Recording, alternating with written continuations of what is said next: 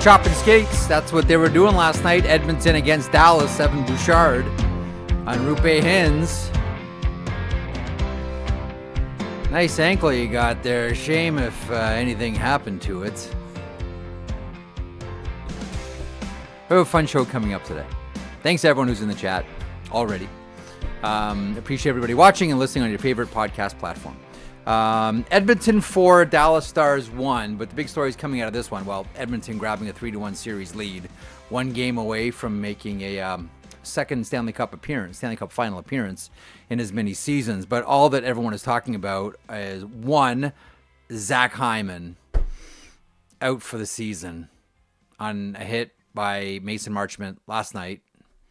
That sucks for the Oilers. It sucks for me because one of my favorite players. Love him. If you're an Oilers fan, you're distraught.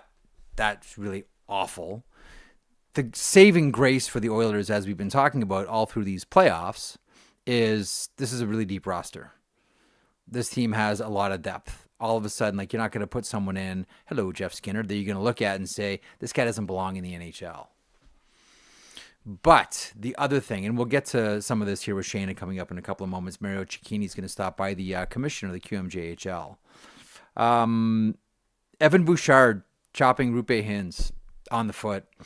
And last night, your favorite producer and your favorite host, Zach Phillips, not me, got into it last night. Was it last night that you're getting into it with Oilers fans? And young this Zach? morning it's continued. Oh, it's carrying on? You can't stop trying to grab the cheese in the trap? So tell everybody what you've been amusing yourself with over the last, 12 hours, 24 hours, 36 hours. Well, so also, I blame Tyler because he replied, and I think that, put it on the radar of the Oilers fans, and now it's just gone nuts. And he knows what he's doing. He knows what he's doing. Yeah. But I quote tweeted the video of Roope Hintz skating and Evan Bouchard skating by him and giving him a whack on the foot. Yeah. And I said, if you're Pete DeBoer, you go in that room, and I probably should have worded this better, but I was like, you tell Petrovic, and could have gone for anybody, but you're going after McDavid and Draisaitl, and you're taking out knees and feet. And people are really, really mad about this. I said eye for an eye. Look, I also want to just be clear here, because I have an opportunity to say with my words, I don't think what Bouchard did is suspendable or finable. Nothing. I don't have an issue with that at all. Mm-hmm. I get what he's doing and why he did it. Yeah. My whole point is, if you're the Dallas Stars, you need to say, okay, fine. F you. You're going to do that. Watch what we'll do. We'll go after the guy. I that's what I don't get, because also, what do you think the Florida Panthers are going to do in the next round? Of course. Listen, there's a couple of things to this one. One, you've heard me tell, one of my favorite Marty McSorley stories about the elbow from hell in 1993, where he essentially went to the Maple Leafs bench and said, if 17 doesn't stop going at 99, 93 is going to get it. And 17 kept going at 99, so 93 got it. And it was one of the most vicious elbows we've ever seen in the history of hockey. I still don't know how, Doug Gilmour's kids and grandkids don't have migraines. That is how tough that elbow was to the head of Doug Gilmour. It's playoff hockey. We've seen it before. The idea that, when you sense or know a vulnerability, you go at it, that's expected. I expected someone like Evan Bouchard or anybody on that team, for that matter, to give him a tap. He's hurt, give him a tap. Mm-hmm. We all saw it. We all know it. Now, the flip side of that coin is we can't grumble about injury disclosure or non-disclosure of injuries at playoff time, because this idea that, players would never target a vulnerable area. I was born at night, but I wasn't born last night. And the name's Tucker, not Sucker. We all know, of course, because they're competing for the Stanley Cup and getting that name on the mug and all of that and all their childhood dreams and everything. And they would do anything, even knock their grandmothers down an icy road so they can get their name on that cup. They'll do anything to win the thing. Yep. This has long been established. And they'll go after vulnerable areas. But I think you're right. If you're the Dallas Stars, it's okay. how do you not start chopping skates? How do you not start chopping the tops of, I mean, if you can catch them, McDavid, or anybody on that Edmonton Oilers team? I would kind of expect it, wouldn't you? Like the minute that Bouchard goes after the injured for, like, all right, all bets are off. You want to do it that way? We're going to do it that way. That's fine. Yeah. You want to go that way? We're going to go that way. But again, at the end of all of it, outside of all the extracurriculars and all the sidebar stories, and I know that it sucks for Dallas with Rupe Hintz 2 years in a row. I get it. It really, really does stink, especially after the good season that they had despite the end of the year losing streak. The Edmonton Oilers, 1 win away from competing for the Stanley Cup once again against the winners of the Florida-Carolina series, and that could be over tonight. Let's see what's coming up on the program today. We got a big one. It's kind of all over the place here a little bit too, so I have a lot of things we want to get to. Games, both at the NHL level and the CHL level, and also news from off the ice as it involves coaches most specifically as well. Daily outline, here's what's coming up on the program today. Powered by FanDuel, make every moment more with North America's #1 sportsbook. And coming up on the show today, we've got 2 really big guests and 2 really good talkers too. So if you don't like me and somehow you fumbled your way into watching the show, don't worry. I don't think I'm going to do a lot of talking because we got Shayna Goldman from The Athletic and the Too Many Men podcast. She's got a good yap on her. She likes talking. And Mario Cecchini as well. He's the commissioner of the Quebec Maritime Junior Hockey League. He will stop by tonight. It is Rimouski facing off against Moncton at the Memorial Cup. We already sort of talked to watch your toes. That's good. Watch your toes, watch your ankles, watch the top of your feet. Game 5 we'll talk about tonight. The Florida Panthers look at the closeout against the Carolina Hurricanes. Marco Sturm's name very much out there. I will give you we've been talking about Sturm for a few weeks now. I'll give you an update on what the very latest is there with him and the Boston Bruins. And as I mentioned, the Memorial Cup continues. The winner of tonight's game, by the way, between these 2 teams, Moncton and Rimouski, will face off against London on Friday. The Memorial Cup final goes Sunday. Medicine Hat making it through by beating London last night, which was certainly impressive. So far, I mean, Medicine Hat Tigers are running the table so far. All the Medicine Hat Tiger alumni, from Trevor Linden to Kelly Rudy to all the way down the list, are thrilled today at this news. Do we have time for a really quick one on Marco Sturm before we get to Shayna? Is Shayna standing by yet? Yeah. Okay, okay, so give me 2 seconds here. So Marco Sturm's hot on everyone's breath right now about the coaching position in Boston. We've talked about Marco Sturm with Boston for a couple of weeks. Here is what I know as of right now. As of right now, there's no official hiring of Marco Sturm as the head coach of the Boston Bruins. Not saying that it won't happen. It very well could. He is amongst the favorites or leaders, or however you want to phrase it, for that job. But as of right now, there is no agreement between Marco Sturm and the Boston Bruins. I believe he will meet with Boston in the next few days, at which point that may happen, that he becomes the head coach of the Boston Bruins. But as of right now, that has not happened. The other name that we've been talking about plenty, either here or on the blog as well, is Washington Capitals assistant coach Mitch Love. And as we've been going back and forth here, it sounds as if there's a lot of interest from 2 teams specifically. There is Seattle, and I think he had a lengthy meeting there not too long ago, 4 or 5 hours, and also the Pittsburgh Penguins. So it very much does sound like Mitch Love, as we've sort of predicted here, is going to end up somewhere, either Seattle or Pittsburgh. I was talking to someone this morning about Jay Woodcroft, and I think both of us are sort of surprised that as the music starts to wind down for coaches and everyone's grabbing chairs, that as of right now there doesn't seem to be one for Jay Woodcroft. Now, listen, he still may get the Boston job. He may get the Pittsburgh Penguins job. Who knows? But I think a lot of us are wondering if there's going to be something here for Jay Woodcroft at the end of all of it. But nonetheless, that's the very latest with coaches. Main thing is I want to get that Sturm stuff out there. He's going to be visiting Boston in the next little while, couple days, end of the week. I don't know. But as of right now, there's no deal with the Boston Bruins and Marco Sturm. Does that all make sense, Zacharu? That makes sense to me. All right. Do we have Shayna standing by? Yes, we do. All right, let's get to her. She In her in her private life, she likes to dress as Lita from the WWE as she celebrates a birthday. She's our dear friend, and you read her at The Athletic, and you can listen to her on the Too Many Men podcast. There's Shayna Goldman. How are you, Star? Oh, I'm great. Yeah, I know that I knew that outfit was going to be a hit this year. I worked very hard.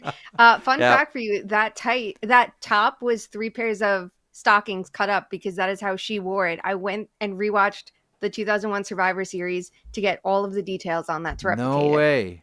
Do you have a picture of that up on social? And would you mind if Zach grabbed it and we showed exactly what you're talking about? Go off. It's on Instagram. Okay, go over to Shayna's Instagram there, Zachary, and grab that if you can, and pop it in here at some point during this conversation. And happy belated birthday, by the way. Thank you. And your friend dressed as Trish Stratus, which was a nice touch as well. They're very good. We were talking about tapping skates before you came on, watching Evan Bouchard go at Rupe Hins in last night's Edmonton-Dallas game. On the one hand, we complain when teams don't disclose injuries. Oh, come on. Like, more information means, more things to talk about, which means more interest and more fans, et cetera, et cetera, et cetera. And then, like, the whole world knows that Rupe Hins has got the injured foot, and so Evan Bouchard taps it. Just a little love tap. That's all, right? Which way do you think we should have it, if at all? Full injury disclosure, or do we try to protect players from that happening? Yeah, I mean, I would err on the side of protecting players because things like this are going to happen, especially in a playoff series. And, I understand the frustration, especially on a sport people bet on, right? You're asking people to spend their money and you don't know what's wrong with somebody. Like, it helps to have that information, but It definitely makes sense. The problem with this one, obviously, is there's no denying what happened there, right? Like, everybody saw the play in the moment that it happened and saw him leave the ice, and it was pretty obvious where he was injured. So it doesn't matter if anyone disclosed it or not, right? Because it didn't matter. At the end of the night, Pete DeBoer was like, yeah, he has a broken foot. Like, you can make your assumption that something in that general vicinity is injured. So it's just something you don't want to see. Mm-hmm. You don't want to see happen. I would say that's 2 minutes for unsportsmanlike right there, right? Like, if you can't call it anything else, why not throw that in there and be like, don't do that?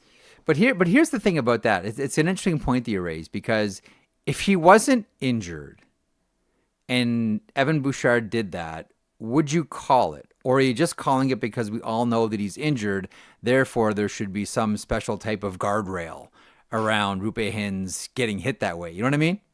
Yeah, you open up a can of worms that nobody wants to see opened, right? Like, just seeing embellishment calls raises enough controversy as it is. Every penalty, non-penalty, every little thing in between, what they're called, what they're not called, they're always going to annoy people. So, like, there's no winning in this situation here. I think because it was such an obvious one and it wasn't anything, directly related to the play, you're just doing it to be an asshole. I don't mind it unsportsmanlike, but I think you have to, like, it's a slippery slope because you don't want to start a precedent and say that's what it's going to be. But then again, that's something maybe the players should get to talk about, right? Like, when the NHLPA talks to them at the end of the year, like, are these things you want to put forth and be like, we need more protections and guardrails for players, and then see how it can be implemented? Like, then it's a different conversation. See, it's interesting because I look at this league, and I've been around I've been around a long time, right? Like, I've seen a lot of stuff. And I actually think that the NHL right now, and just hockey in general, is at a place where there's more respect on the ice than I've ever seen in my lifetime. And trust me, I'm someone that goes back and watches, like, old hockey games where half the league should have been incarcerated. And I say to myself, like, the game right now, especially in the regular season, playoffs, things change a little bit, obviously. But the game right now is more respectful than it's ever been, and guys really do take care of themselves more than they ever have before. Sure, some of it is protection. Sure, some of it is rules.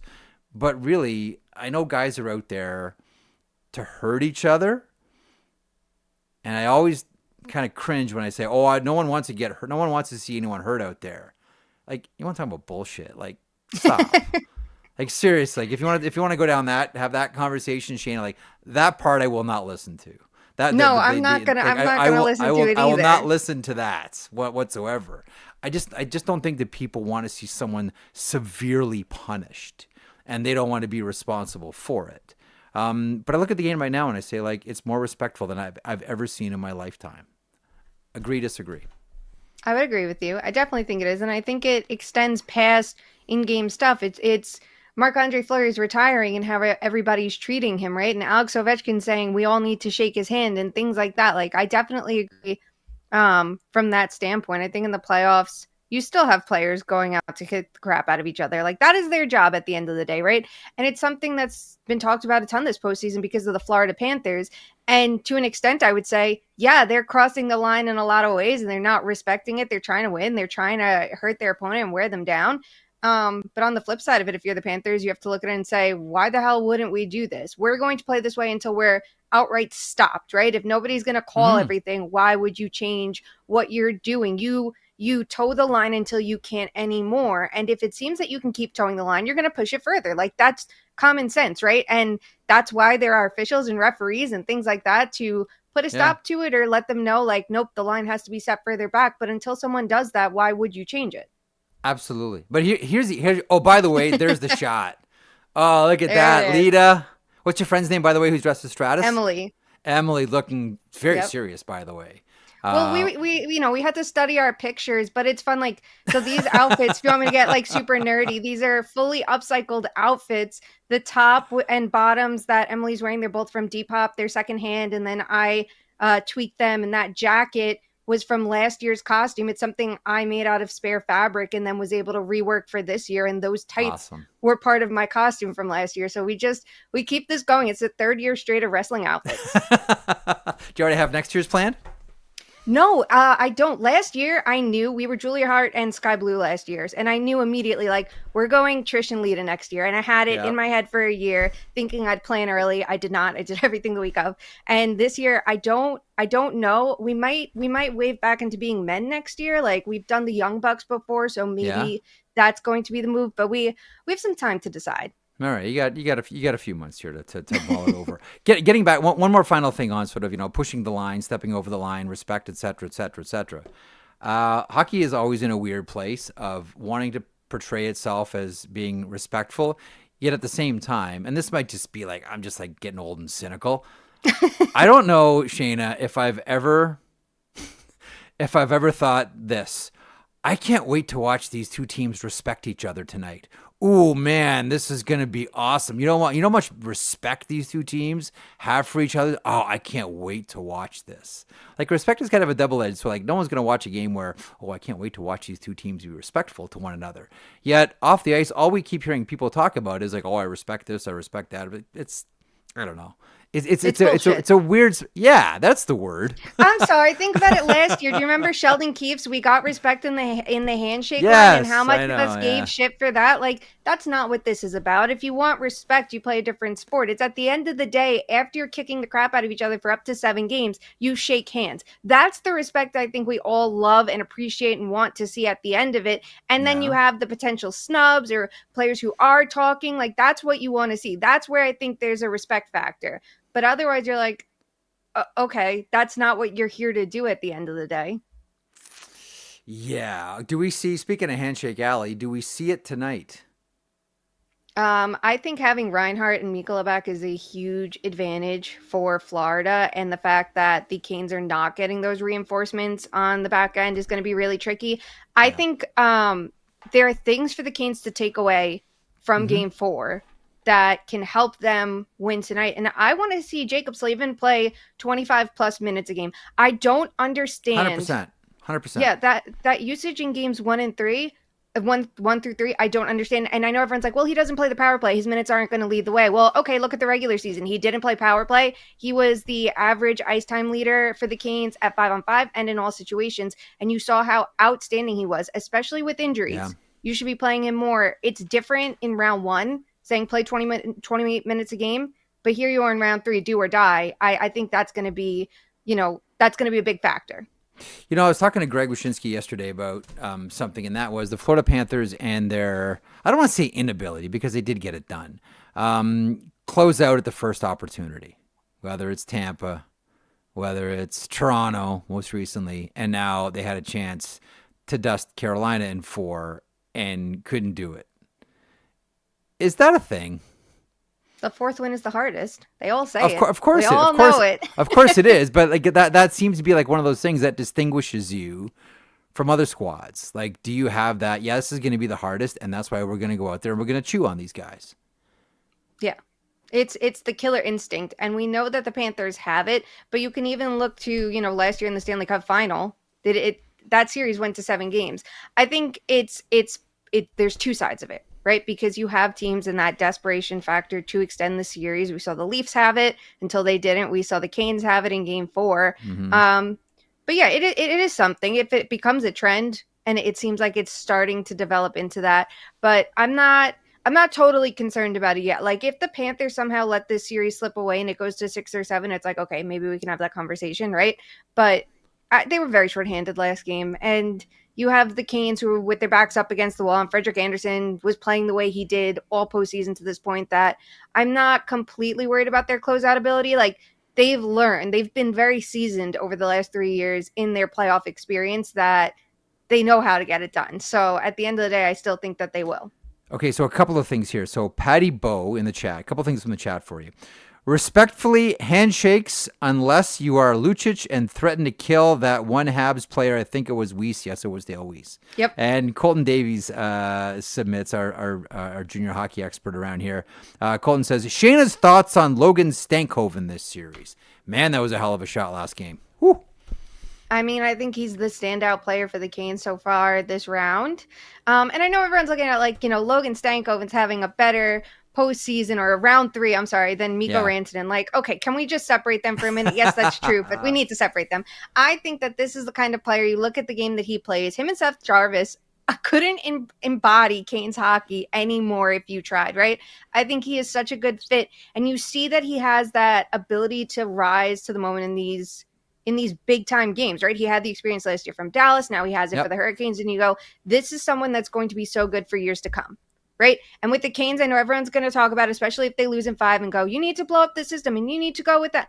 They position themselves to be a very good team for a long time, and he is a huge part of it. So it just shows what the potential is for him to be that, true, let's say, all-star second liner, fringe top line player. Like, that's a great thing to have, and it's exactly what the Canes need. It's it was such a bizarre season for Colorado, for Carolina, to some extent Chicago too. They're involved in this, and then the Dallas Stars. One of the things that I've been looking at and thinking about, going back to like the Washington series, as we all started to digest, like, okay, so what did Carolina end up here with, and what did it cost them? And it cost them 2 players, one of which they're trying to get rid of last year.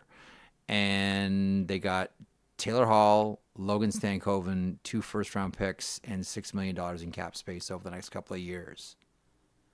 I know at the time, everyone was just focusing on Mikko Rantanen, but I kind of look at it like this has been one of the most creative seasons by a general manager that we've seen in Eric Tulsky, in that once he recognized that it wasn't going to work with Mikko Rantanen, he used that to his advantage and turned the 2 players that he sent to Colorado, most notably Martin Necas, who again I mentioned like they're trying to get rid of, and turned it into 2 serviceable players, cap space, and 2 first-round picks. And Dallas is happy too because they got Moose. Is that good? I would say the Canes did good work, and I wanted to point out with Necas too.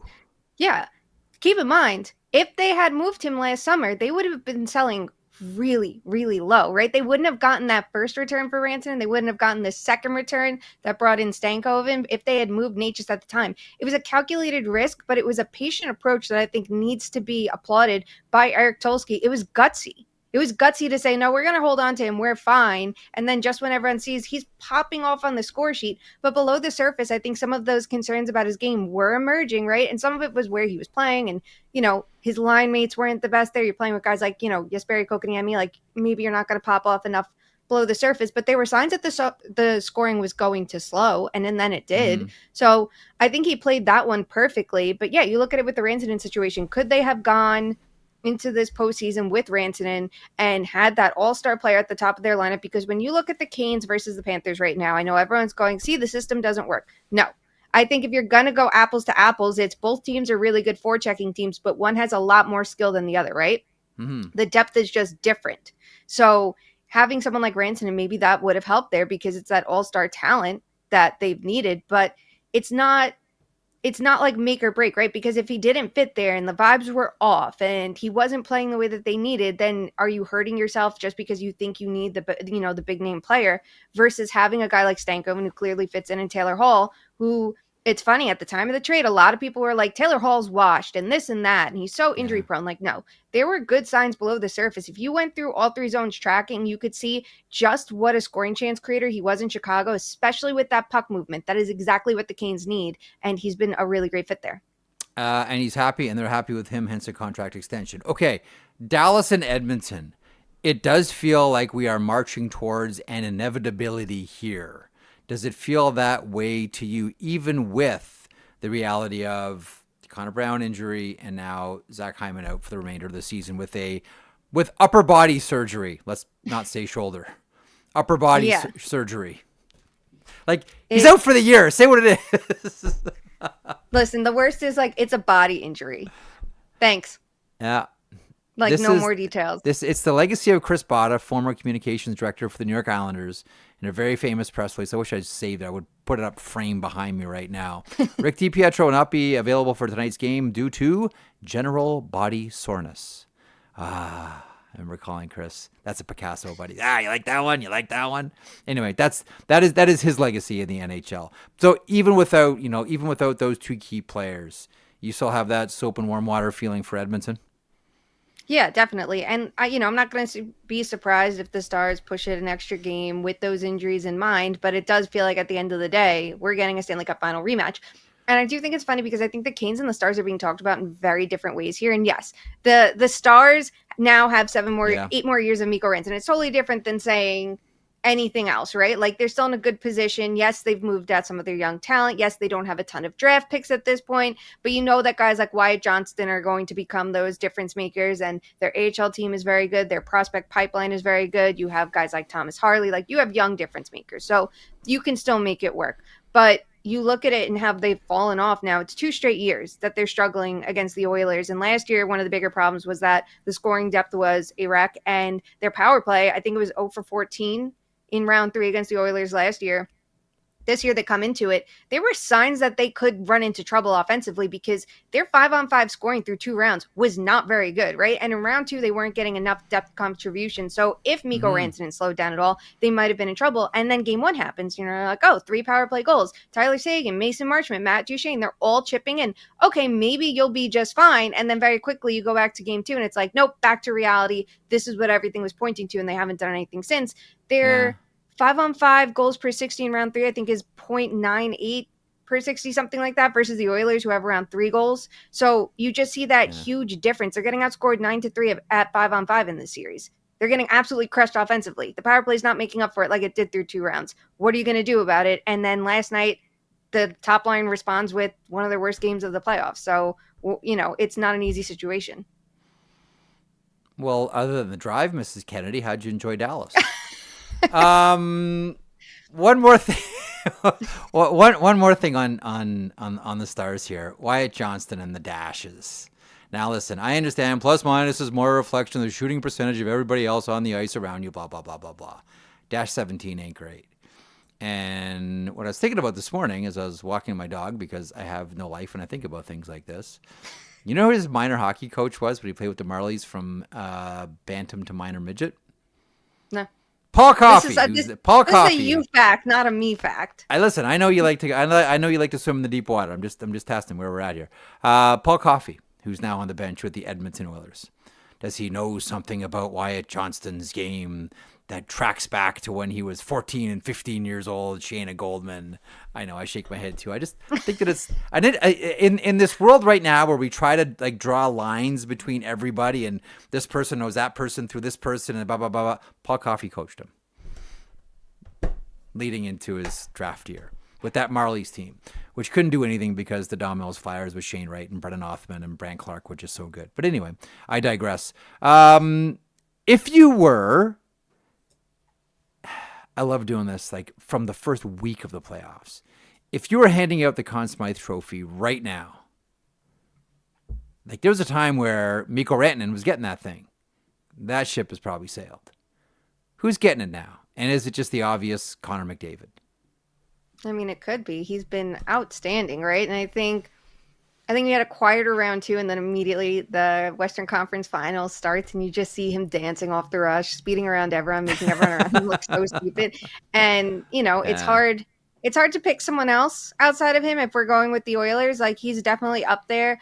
You could put Evan Bouchard in the conversation. He's had an outstanding postseason. I think, listen, if you could give it to a coach, I'd give it to Chris Knoblauch, because I think he's found a way to push the right buttons, because not only do you have the big guys going, and that now you're able to split them up, you have everybody else around him going. You look at Zach Hyman, the difference between his regular season to his postseason, it's wild. He had 1.92 points per 60 in the regular season, right?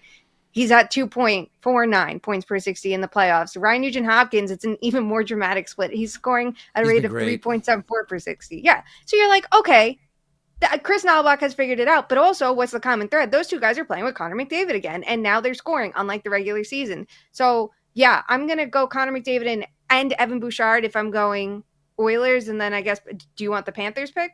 Of course, yeah. We're assuming Panthers, just like we're assuming Oilers. Sam Bennett? I mean, why wouldn't we? I think his name's going to be up there for sure. I want to see what Matthew Tkachuk does. I think he's turned it around this series. And I'm not saying, he's been bad. I'm sure the injury played a lot into it. Round 1, he's scoring on the power play. Yeah, a lot of guys who miss a lot of regular season time come into the playoffs and play and score on the power play. It's much easier to do that. But the underlying numbers were good in round 2. He looks good in round 3. So I think you could go with someone from that line for sure. You go with the Gus Forsling. I was going to say Forsling or Seth Jones. I would go Forsling over Seth Jones. Seth Jones looks so good. Night he in does. And night out. His decision making is like night and day between Florida and Chicago. Oh, yeah, of course. He's had a lot more support around him, better coaching, I'm sure, a different role, different usage. I think that's helped out a lot. But I also think, like he played with Kulikov last game and he kind of got sunk by it versus having Mikko, who I think is helping balance out his game. I don't think he's I wouldn't say he's not the driver of his pair. I think it's more of like an even workload, which is fine. So I'm going to go Forsling over him if I had to choose. But you can even look at Bob and see what he does, because he had a rough start to the postseason, but it's not how you start, it's how you finish. And he's been great. And again, we don't know. Oilers, Panthers, Stanley Cup Final. Panthers win it, but Connor McDavid wins the Conn Smythe. Does he accept Not it this again. time? No, Does he accept he it, doesn't. or is this going to turn into like the conference, a new trend for conference champions where they don't touch the Prince of Wales or the Campbell's Conference Trophy? Is that what the Conn Smythe is going to turn into if you win it in a losing cause? So your Ron Hextalls and your J.S. Chiguers of years gone past, and now Connor McDavid. If you lose it, if you win it in a losing cause, do you not accept it? He doesn't win it. They gave it to him as one. I don't care if he's the best player in the world and has 50 points. He's not getting it. They're going to be like, no, we gave it to you last time, bestie. It's not happening this time. Someone on the Panthers is going to get it. Like, I literally cannot see. It doesn't matter how Herculean his effort is. I feel like everybody good on the Panthers would have to be so bad, right? Like, it's not going to happen. One of the things that I wrote about this week in the blog was, at a certain point, people are going to start coming for other personnel on the Florida Panthers. Happened to Tampa, trying to grab, and not just players. Like, we know about Bennett and upcoming free agency, et cetera, and Aaron Ekblad, Brad Marchand, et cetera. Sylvain Lefebvre, we wonder about. I wonder about Sonny Mehta. As much as we look at the Florida Panthers and everyone wants to make this like, oh, this is an old school eye test team. No, it's not. This is still like a strong analytics-based organization that doesn't just do things on a whim because this guy looks like he's going to beat tough caveman, put puck in net. Like, it's not. That's not the Florida Panthers. Like, it's still a very highly functioning and intelligent team where all the decisions can be explained through a number of ways, and how they play can be described using a number of different numbers. For example, when you look at the Florida Panthers, Who do you say, you know what, if I'm a team that's trying to get into the playoffs, I want this person. Maybe it's Paul Kropelka, assistant general manager. Is there someone that you look at, Rick Dudley? Is there someone that you look at and you say, this person's been around a very successful Florida Panthers team for a while now. I want to know how they did it, so we're going to steal some people. Do you have a thought on that? And maybe the obvious is Sonny Mehta, who's like in the analytics community has like $2 less than God. I mean, look, if anybody wants to look at what Eric Tulsky has done and go, okay, we're finally ready to commit to that, because I feel like in the past it's been like John Chayka's the analytics GM or Kyle Dubas or this and that, and it's like, okay, if we're gonna go like true nerds, true analytics nerds, it is Eric Tulsky is the first of his kind. So yeah, that could start a trend there. But I'm gonna look at it and say, if I'm any team, I go, what is the Florida Panthers' best strength? And I'm going to say it's like revitalizing talent, especially on the back end, right? You look at the defensive structure that they've implemented. You look at how they've been able to swap out the supporting cast and bring in these low risk, high reward players. Oliver Ekman-Larsson, Kulikov, Mikkola, all of these players who might have struck out somewhere else get a new shot, right? Brandon Montour previously. Brandon Montour is exactly. another one. Throw him in the mix. Yeah, Seth Jones this year. Forsling, look at Gus Forsling. Like he the was waiver guy, the waiver guy, the one that everybody could have had on waivers. That guy. Yeah, so I would say I know we don't know enough about coaching in this league, right? Like we all know that. And you look at someone like Paul Maurice and you go, okay, well in Winnipeg those guys didn't know how to play defense, and it's like, all right, well that was a roster issue too. It's not fully on him, but you look at the work of his assistant coaches and you go, okay, there's something special there. I would like to see more assistant coaches like that treated almost as these like specialists, like special defensive coordinators. I think of Brad Shaw in the same regard too. Go to different teams and look how they can do a lot with a little, right? Because if defense wins championships, the way that they play this tough, hard-nosed style, but they also have this progressive enough style. It's like the perfect meld of old versus new. Right. So that is what I would be targeting. You know what's interesting? I'm glad you mentioned Chris Nalbach a couple of seconds ago, because he's been marvelous for the Oilers. No doubt about that. But, we keep having these conversations about, Tampa previously, like, oh, who can you steal from the Tampa Bay Lightning? Now it's who can you steal from the Florida Panthers? Yet here are the Edmonton Oilers again. One win away from going to the Stanley Cup Final, and all we're looking at and saying, well, they have Connor and Leon. And, whether it's... and Knobloch's been fantastic. I think Paul Coffey's been really good too. You know who I come back to on this with this team? And it's not a name that a lot of people are familiar with, and it might be a little bit hipster, but Bill Scott. Bill Scott is the assistant general manager. Bill Scott's been there for 5 different GMs. Like, he's watched and seen all of it. Old Michigan State guy. Has watched all of this and been part of the construction of all of this, yet never a whisper about who can we take from Edmonton. There's like this almost arrogant assumption that, well, they have Connor and Leon. They're destined to be great. And those are great players, make no mistake about it. But it's more than just those two guys. And as we talk about, taking people from organizations, Bill Scott's name should probably be out there, no? Yeah, why not? I mean, listen, it's tough because the Oilers management gets a bad rap, and generally they've earned that, right? You think of, some of the mistakes Ken Holland made along the way. And, I saw some people giving Stan Bowman credit for this team. And it's like, okay, he brought in Jake Wallman. What else? He was handed this team. They did a lot of the work before he got there last summer. I'm not going to be clapping my hands for Stan Bowman anytime soon. Sorry. Jeff Jackson did. Before Bowman came in, Jackson did a ton. Jeff Jackson. Yeah, exactly. And a lot of those swings didn't work out, right? On paper, we thought Victor Arvidsson was going to be the perfect player to play with Leon Draisaitl. It hasn't worked out that way. They lost Holloway and Broberg. They've had to figure it out on the fly. So I would say it's the lower key moves over the years. And some of it too, someone like Brad Holland, I think, deserves credit because he brought a little bit more of a progressive approach under Ken Holland as well, right? And you can think of the Matthias Ekholm trade. It's those deals and the management pieces that had their hands on those deals are the most interesting. And signing Zach Hyman to that contract, because everybody looked at it in the moment, and I'm sure I was one of them going, it's a little bit of an overpayment. That's a risk. Yeah. But on the other hand of it, you go, it's not easy to play with Connor McDavid and keep up and actually compliment him, right? And not just be the complete and total passenger to help Connor McDavid be the best version of himself. And Zach Hyman's done that. So if you can find that elite supporting talent and pay them the right way versus someone like, I don't know, a Michael Bunting, where you see the Canes did it didn't work out as well. He was the replacement for Hyman, but you see how they have separated as two totally different players. You know, they have made some pretty good swings over the years, for sure. I give more of the credit to coaching right now for what they're doing with the roster that looked a little wonky in the regular season, but I also will give management the credit that they addressed what needed to be addressed in theory at the deadline, right? They went for forwards. They went for a defenseman in Wallman, which was exactly what they needed instead of panicking and going for goaltending when the market wasn't there, when they knew if we can be that good in front of Stuart Skinner, we'll be fine, or in front of Pickard and Skinner. So a couple things on Zach Hyman. One, he is one of the luckiest hockey players in the history of the game. Think about the centers he's played with, even going back to Michigan. Dylan Larkin to Austin Matthews to Connor McDavid. Secondly, can you imagine if Zach Hyman still played on the team that drafted him, the Florida Panthers?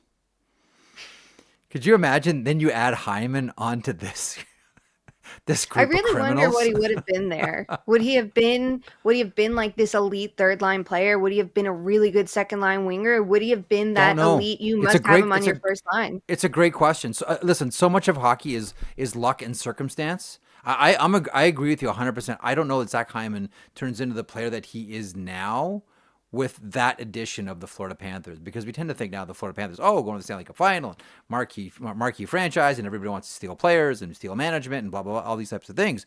But let's not forget, like, for a long time, this was, just to be blunt, it was an easy 2 points. You know, Tampa was going to give you a battle, but you could get 2 points out of Florida and escape out of the state. Like, that was an easy 2 points in the NHL, and you wouldn't get bruised. Right? You didn't need to have any ice packs in the dressing room. It's a totally different team now.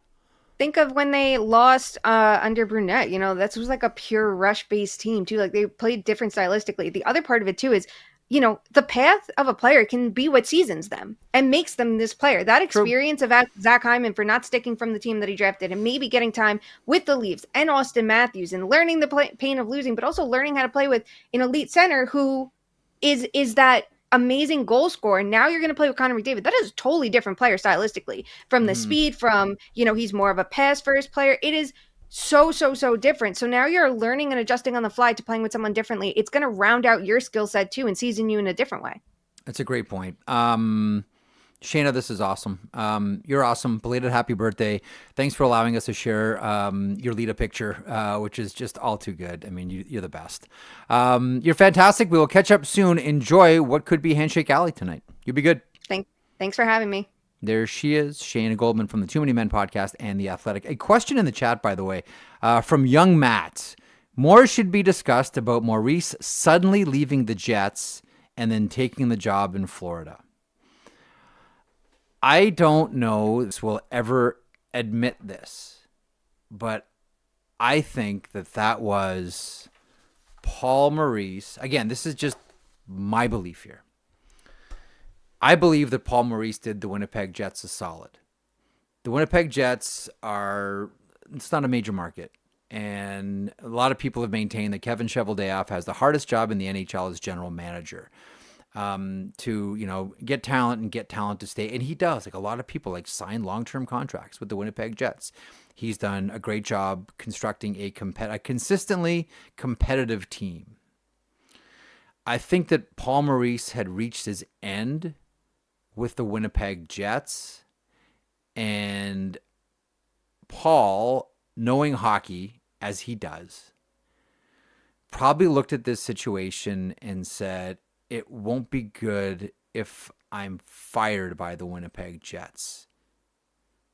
That's the wrong message to marketplace, because the message to marketplace from the Winnipeg Jets has always been loyalty, and people stay for a long time. And I think that's why Paul said it would be better for everybody involved here if I stepped away. I think that Paul Maurice, again, if my theory is right, discuss amongst yourselves. If my theory is correct on Paul Maurice and the Winnipeg Jets, he really did that team, that market, the province of Manitoba, a real solid by doing it the way that he did. Again, I don't know that Paul Maurice will ever say that that's why he did it or how he did it, but I'm of the belief that Paul Maurice, who understands the dynamics of every situation that he's ever been in, he's a dyed-in-the-wool, long time, from opening bell to last call hockey guy.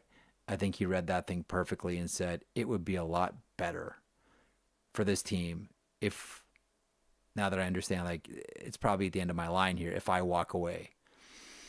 That way it doesn't make it look like the Winnipeg Jets have fired me and got rid of someone, because that's not the MO here. I really do think that that's what Paul Maurice did with the Winnipeg Jets. Nonetheless, T.A. Neiman, Jeff, do you hear anything about Woodcroft possibly being hired anywhere? I know he is still talking to teams. And as I mentioned at the top of the show, I really hope that there's something here for Jay Woodcroft in this round of the coaching carousel. But we'll see. I don't know if it's a situation where you have to sort of wait for the first in-season firing. Don't know. But like, Woodcroft is an impressive coach. Jay Woodcroft, when he got fired from the Edmonton Oilers, just didn't sit around and wait for phone calls. He got on planes and went to Europe and went to see how other organizations do things, and went to other games. Went to Philadelphia Flyers camp. Was invited by John Tortorella and went to see how they do things and how it works with that organization. The one thing that I'm always impressed by with coaches, and listen, this isn't exclusive to Jay Woodcroft, but since this is the name that was brought up, Woodcroft is one of those guys that seems like he never wants to stop learning and never lets the cement harden around any of his ideas. You've met people like this in your life, who are in a constant state of, I don't know. I think this, I don't know this. I'm always available to be proven wrong. I'm not going to treat information as a final destination. I'm going to treat it as a temporary staging post. That's Jay Woodcroft as a coach. That's why I really hope that there's something for Woodcroft in this round of hirings. And if there's not, like, you haven't seen the last of Jay Woodcroft at all. He will be back in the NHL. He is too good. He is too driven, and he's too highly intelligent not to be back in the NHL in some capacity. I really thought Vancouver would have been a good fit for Jay Woodcroft. Nonetheless, we carry on. All right, from the NHL to the CHL and the Memorial Cup. And tonight, big game between two QMJHL teams. Moncton faces off against host Rimouski. The winner of this game will play the London Knights on Friday. Pleased to be joined by the commissioner of the Quebec Maritime Junior Hockey League, Mario Cecchini. Mario, thanks so much for doing this. I know it's a very busy time, so I very much appreciate your time today. How are you today? No problem. It's my pleasure, and I'm feeling good. I know that tonight one Q team will win. It's the nature of the tournament. We've seen it before. Listen, you very well recall there was a long stretch where the Western Hockey League couldn't win a game year after year, and now all of a sudden Medicine Hat is running the table 3-0 into the final on Sunday. One thing that I know about you that someone told me is a really nice touch that you do, and a couple of people have mentioned this to me, Mario.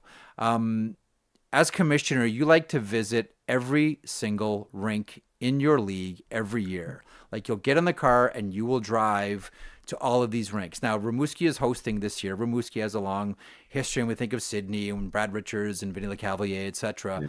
What are you thinking? Like, you're driving to Rimouski. What is going through your mind when you're going to this, venerable, great junior hockey market? It's very inspiring. You are absolutely right. Between Crosby, LeCavalier, Lafrenière, our most recent first overall draft pick in 2019, Rimouski they literally call themselves La Terre des Champions, the land of champions, and they have those bragging rights. I mean, and you probably are familiar with the Tanguays. They do exceptional work in organizing this. I slept very well over the past 18 months, knowing that this was going to be a superb Memorial Cup. And so far, so good. Like, everything I'm hearing from the logistics around it, the ice, everything is perfect, and we like it that way. And going into this one, I looked at the teams, and Medicine Hat is loaded with stars, and London Knights are a Cadillac franchise in the CHL. I personally look at watching all season long. I'm saying to myself, like, I think Moncton's the best team in the CHL, and Rimouski's right there in the Q final. It's an excellent squad. I looked at this on paper and said, this has the makings of one of the best Memorial Cups we've ever seen, and the games have been great. Every single game is close. There's no blowouts. These are, like, from the opening face-off to the final buzzer, these have all been competitive games. Oh, you're absolutely right. I mean, I've been quoted a lot last week saying, risking, not a specialist like you are, but I was saying this looks to me like a very, very competitive group, very close-knit. Yeah. And so far, it's been, aside from the empty goal, Yeah. empty net goal, it's been one goal game in every game and one in overtime. So every one of the games could have been won by either team. And that's the way we like it from a, showcase point of view. These players they don't even look like they've played, close to 100 games. I mean, they skate, they're not tired, they give it all out. The crowds, as you've seen, the building is full, whether Rimouski or the Q is playing. So even last night was Yeah. a full building. So they appreciate their hockey. They know their hockey. Believe me, when you walk through the fans, I get a little piece of their opinion sometimes. But it's really, really, really fun to see, fun to Yeah. watch. And this is the ultimate point of the season.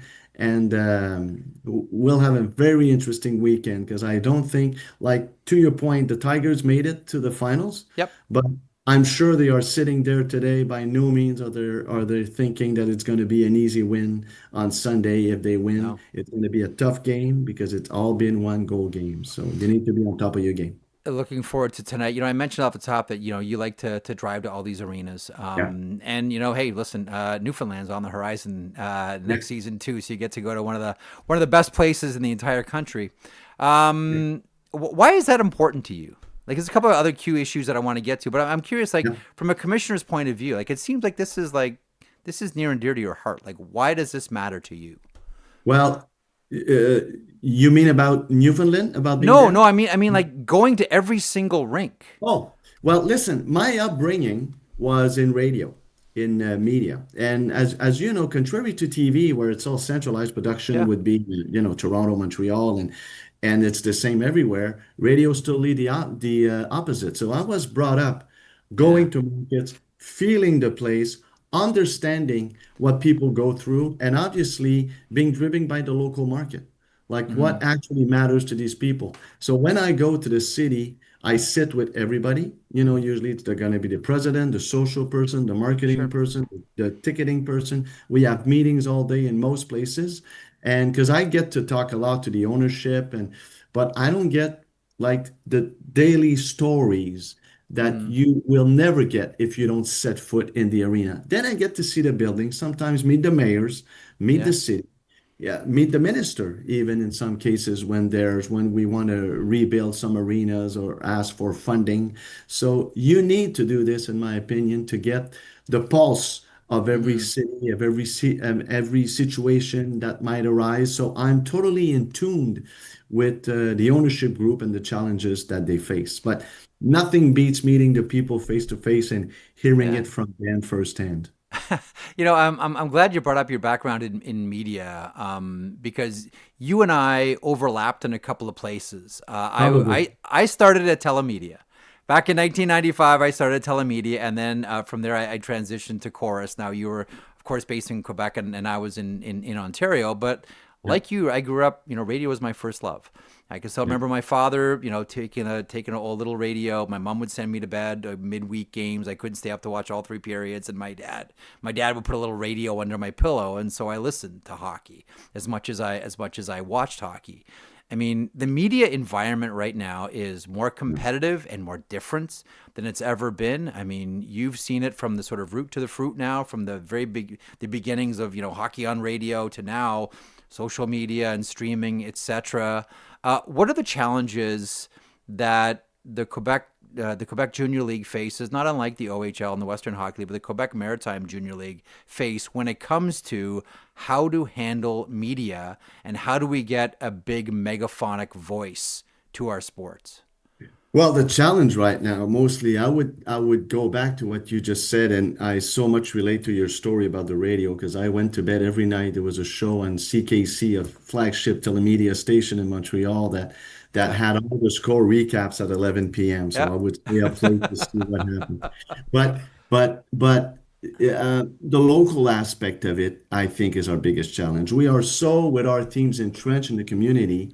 10 years ago, you would do a press conference after a game, or a coach or the commissioner would go to the city. You'd have still 5, 6, 7 people in front of you at the local level. Today, we don't. Today, I go and I have CBC in Chicoutimi, who's asking me to repeat what I just said because she's also covering Abitibi, and she wants me to use a Rouen example, but saying what I just said. And of course, we help them out. So to me, the fact that there were cutbacks, unfortunately, due to the situation, the economic context of traditional media, and locally, it suffers. Outside of the big centers, it suffers a lot. And then when you get to the big centers even, they actually have probably not enough people to go around and actually visit the team. They want to do, different things that make their life a bit easier. So it's challenging. Sure. And less people makes it that the bigger stories of the professional sports always obviously make it on top. And then less room for us to battle around, and less people in the station doing sports means less voice at the table, also to get some more minutes on air. So it's complicated. It's going to be a challenge moving forward. But unfortunately, we reinvent ourselves, and shows like yours, for instance, right now, allows us to have a reach that is also that we have to now, come to realize that that's the trend and that's the way it's going to be. And we just need to make sure that some of your shows, some of the podcasts and so on, gather more and more. Maybe there's going to be a consolidation one day of all of these things. So there's still huge crowds that get to a place, because you and I grew up in radio, and sometimes we obviously always complain about the CRTC, I'm sure. But No. sometimes Jamais, Mario, jamais. But it's you realize when you leave a protected environment where nobody can just put up a stick and start fan 592, the duplicate. You need to, so you have time to prepare versus arriving just like this. So it's a different environment. We need to get used to it. And I always say, I'm not sure. I don't want to use the word it's unfortunate, but I think there's something missing where there's a place where you can have a huge gathering and a huge crowd, either TV or radio. So it's a new world, obviously. It is. Being a new world all the time. It's a new world. I do understand, though, at the same time as well, despite all the challenges of marketing and media, that attendance in the Quebec League is up. I believe I'm not, and that's wonderful. That's great news. Listen, there's a lot of challenges, and the big story around junior hockey is, I don't want to call it the threat, but the reality now is that junior players can go and play in NCAA hockey. Yeah. And that's seismic change. Like, that is complete sea change, and has changed every conversation, and has changed the realities about being a junior hockey player. One of the things that we all wonder about here is, what can junior leagues do to encourage players to stay? And the one thing that I've wondered about is, have you ever considered, like, just bluntly, Mario, have you ever considered, and we're talking about, the first round picks, superstar players, paying them to stay? Well, right now we have a student athlete status, so we have to very, very, very careful about that. But there is sponsoring possibilities. So the teams right now, as we speak, cannot pay them directly, but can a local automotive dealer sponsor a player directly, have a sponsorship deal? That's doable, and that's possible. and that's within the frame of the Mm-hmm. regulation that we live in. So that's where we may want to turn our hats to your point. I don't think it's probably one player per team at most. You Mm-hmm. know, call him a franchise player for example, for a term that we know well in Yeah. sports. Uh, those are our thought process right now. We have a board next week, and certainly I'm sure we're going to spend a lot of time discussing as a group because as a group and as three leagues actually, Yep. we faced a wall along those lines, respecting regulation but wanting to keep our players. Obviously, I could go on, Jeff, about everything we do and what I think when your junior year, when you're 19 and you become a leader, and typically you may wear a leather, a C or an A on your jersey, and you play 19, 20 minutes, and maybe your PP and your PK, and that's when you shine a lot, and you learn to be a leader, which Yeah. is important in the development of any player slash person. Uh, Versus going back to if you're not top six in the NCAA, which is a leagues man, average age Oh of yeah. 20, very different. It's as if you start over your 16-year-old year in junior while not completing all the loop. I Mm. know money can be attractive. I know all that. But hopefully some agents, and everybody, parents and us discuss this situation because I think they have it very, very good overall from a human standpoint, how they develop with us to go the whole course. But to your point, we're not naive enough Sure. and to know that we can just stay there and just say that. So we are looking at options, but we need to respect the scope of the regulation right now. Of course. Can I throw one more idea your way? Of course. One of the things I was thinking about earlier when all this happened, like, okay, so how can the CHL teams make this attractive to keep players? And the education package is very sacred in all three Yeah. leagues.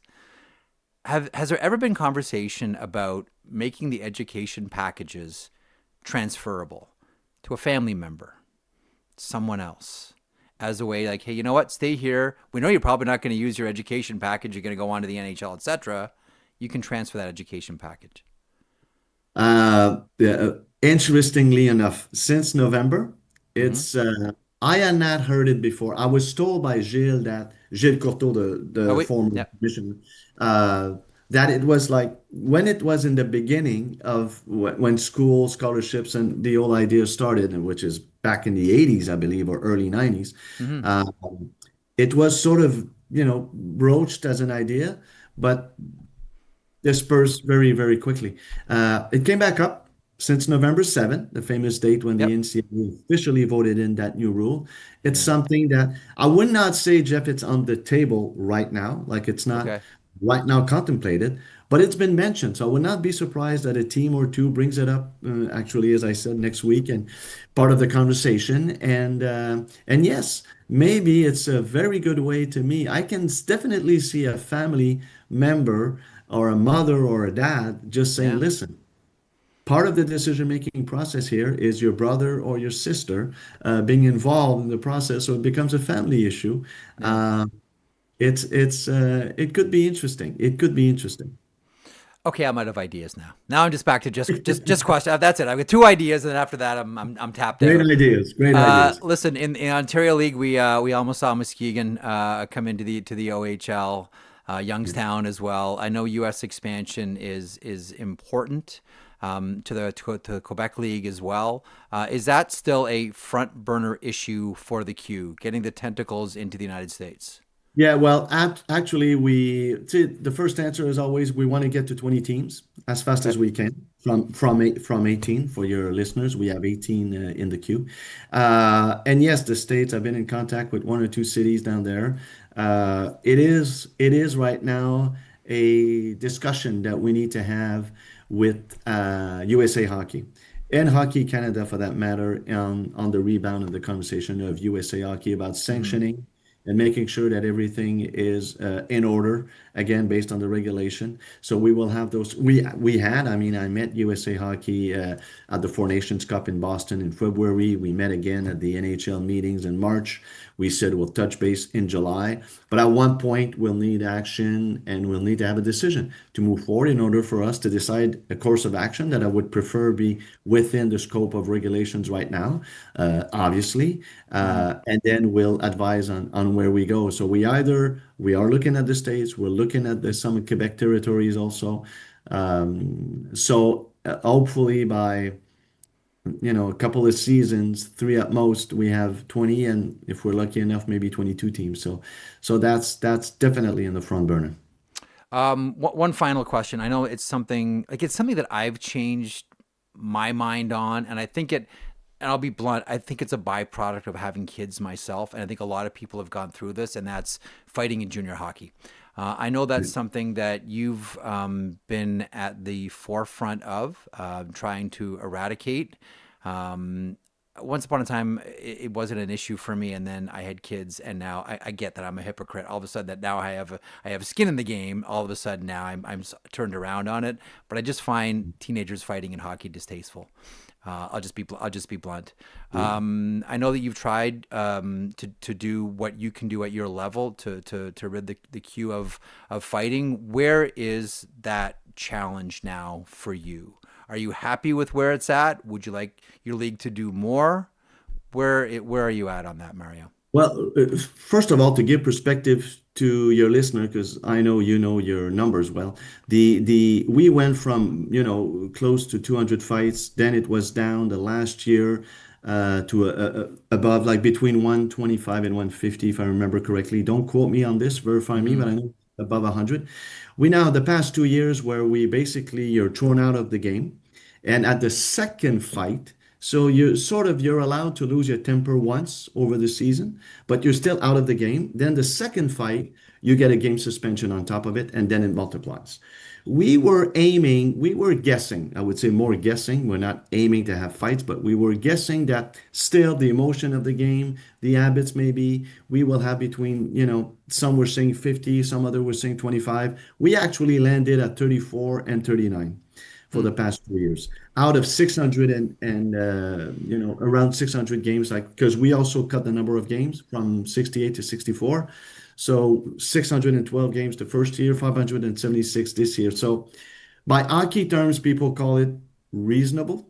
I still think it's 39 too much, and I agree. Like kids and players need to understand to control their emotions. Just like I come from the Alouettes, as probably know, president of the Alouettes. Very tough football, it's very tough. You get contact every play. Players go on there to contact every play. Unlike hockey, you can be on a shift and not be hit at all, and everybody controls their emotions mostly. So I think we're on the right track. I think what I like the most is when the parents tell me, my kid won't tell you, but he's very happy. That's when I know that we're doing a good job, because I totally understand the team effort, and I don't. Sure. And believe me, I like a good body check. I want to be clear on this. Like, we never tell anyone, don't use the rules. You can be pretty much intimidating. When I say that, I mean sports-wise, competitive-wise, with a good body check in front of the net or cross ice, using your elbow, getting the guy right here. He's going to remember you next time, and he may lose a second or two. To me, it's probably a bigger impact than a fight mostly. So I do agree. And to what you said at the beginning, I do tell a lot of people sometimes. I still have the occasional person that comes to me and say, why did you do this? Blah, blah, blah. My first question is always, do you have kids? And Happened to me. Would you like to see your kids, fight on the ice? It leads to, it's not, I'm very happy with our rule, and right now we're always evaluating stuff, but right now it did a lot of good so far. Excellent. Listen, bon chance ce soir, Rimouski et Moncton, and we'll see what happens. It's been a great tournament so far. You must be thrilled with this. I'm absolutely thrilled. As we said in the beginning, it's great. The city is alive with hockey. It's beautiful. So I don't know if you've ever been, but we've got the river is majestic. Oh, it's beautiful. Yeah. Right next to the hotel is super beautiful. And tonight we'll have unfortunately one Q team that will be eliminated, and then I'll be able to cheer again on Friday night.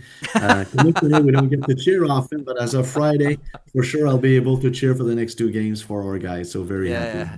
I get that. It's tough to choose between your kids. I get it, but free and clear after tonight. Thank you for doing this. Much appreciated. I probably kept you too long, but thank you so much for this. Much appreciated, Mario.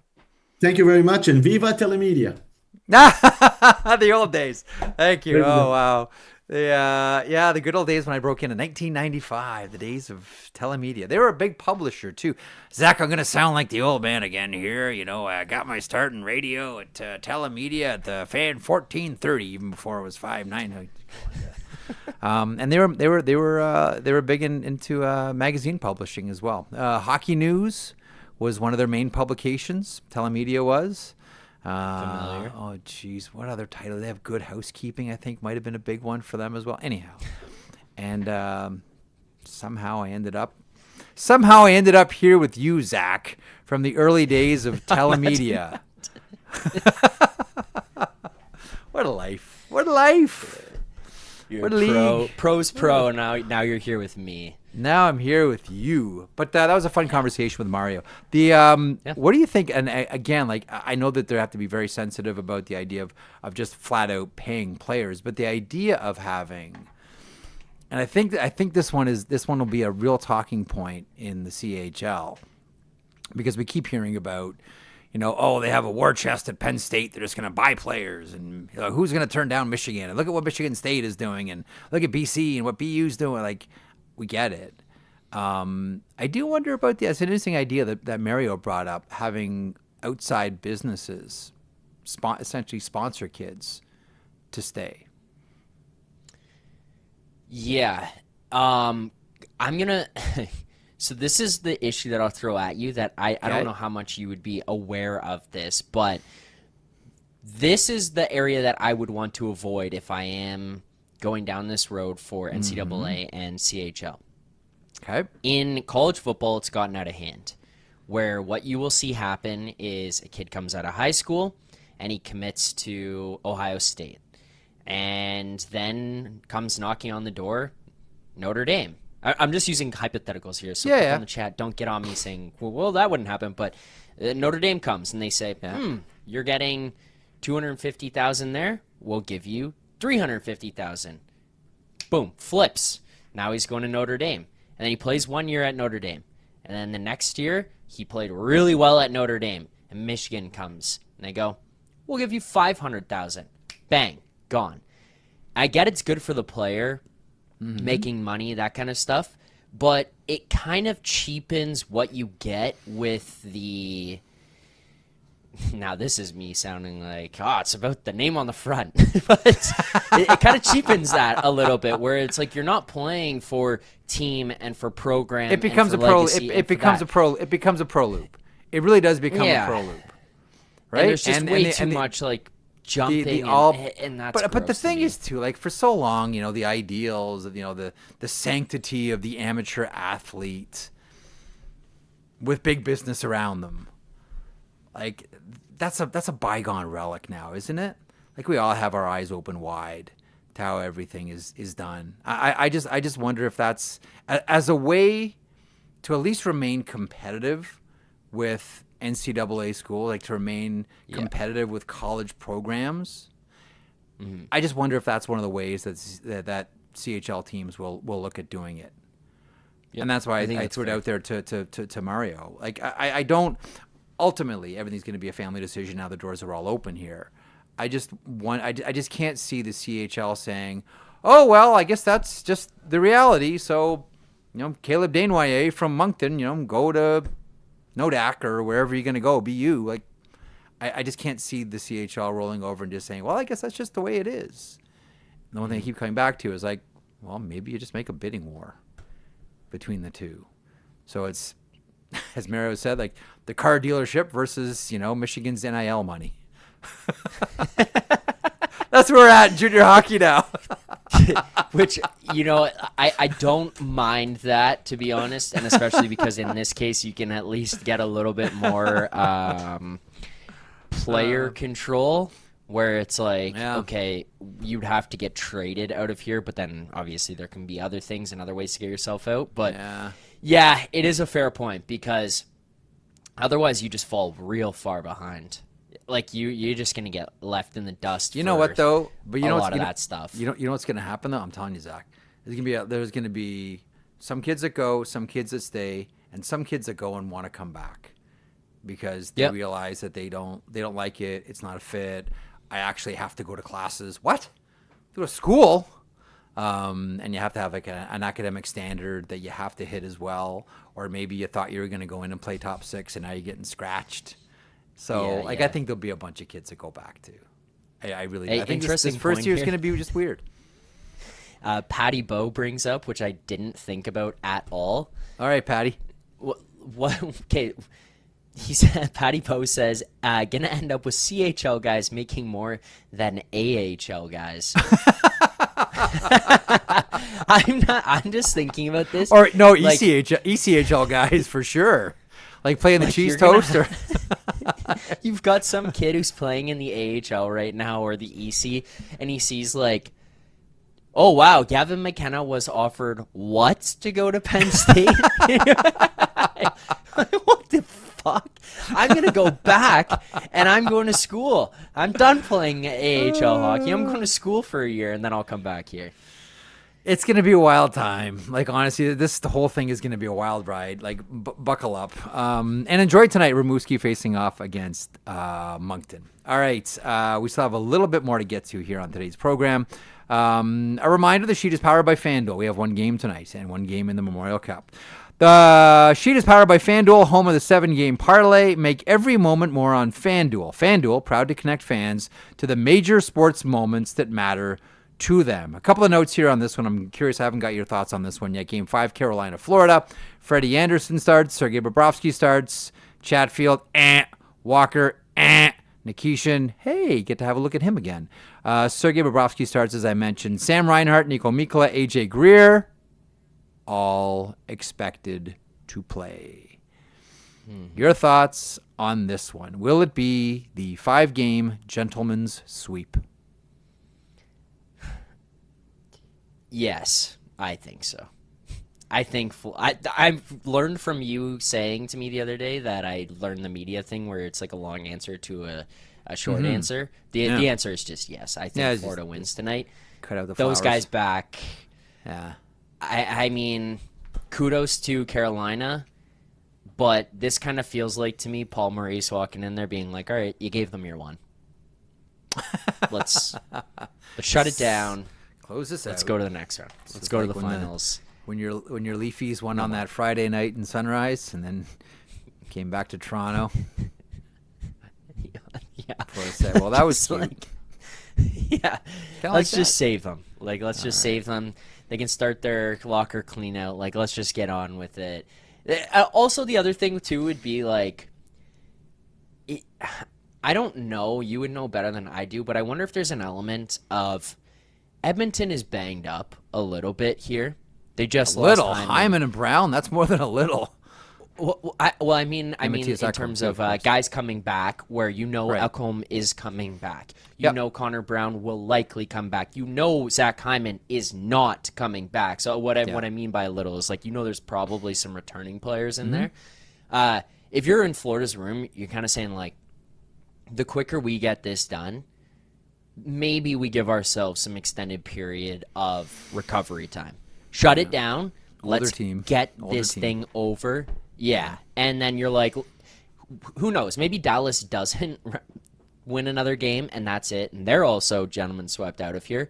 But just kind of let's go hit the tubs. Let's get back to the beach in Florida. Let's get on our golf carts. Let's relax. Get Sam Reinhart. He's gonna play. Mikola's gonna play. They're all gonna play, but they could use some extra rest.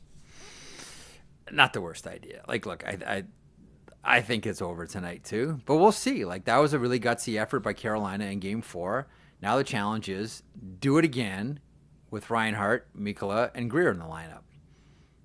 On the road. Yeah. Oh, boy.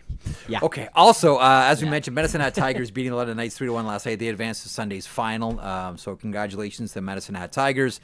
Tonight, as we mentioned with Mario, it is Rimouski facing off against Moncton. The winner played the London Knights on Friday. With that, I know we kept you along today if you stuck with us, either live on YouTube or listening on your favorite podcast platform. Thanks so much for the attention today. Thanks to Mario Cecchini for stopping by, the commissioner of the Quebec Maritime Junior Hockey League, and also a special thanks, as always, to the great and hilarious and intelligent and just like a better person than you and me, Shayna Goldman, from The Athletic and the Too Many Men podcast. 2 games to watch tonight. You have one NHL, you have one Memorial Cup. Maybe you're watching both, and if you are, good on you. You are a true hockey fan. We're back tomorrow to talk about the aftermath of Game 5 between the Hurricanes and the Florida Panthers, and then previewing Edmonton and Dallas, which is turning into a nasty, nasty series. Enjoy your evening. Dismissed, adjourned, court back in session here tomorrow.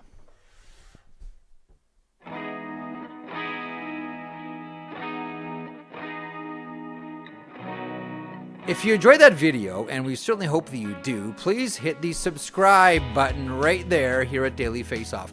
I will put this lineup up against any hockey lineup anywhere. It all gets underway at 9 o'clock Eastern with Morning Cup of Hockey. That is Johnny Lazarus. That is Colby Cohen. Then at noon, it's DFO Live. And then 3 o'clock Eastern, The Sheet. Get caught up on everything in hockey.